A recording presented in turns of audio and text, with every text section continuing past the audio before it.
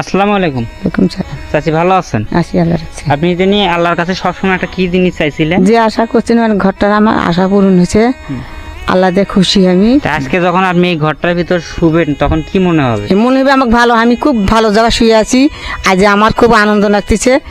না খাই যে শুতে গেছি তাও আমার কোনো টেনশন নাই বা কোনো কথা নেই। তা এখন আমি আপনাকে একটা কেসি দিচ্ছি, আপনি কেসিটা দিয়ে এই দরজাটার এই সুতাটা কাটে ঘরের ভিতর যাবেন। আচ্ছা, নিজের নামে এই কেসিটা দিয়ে ঘরের দরজাটা কাটেন।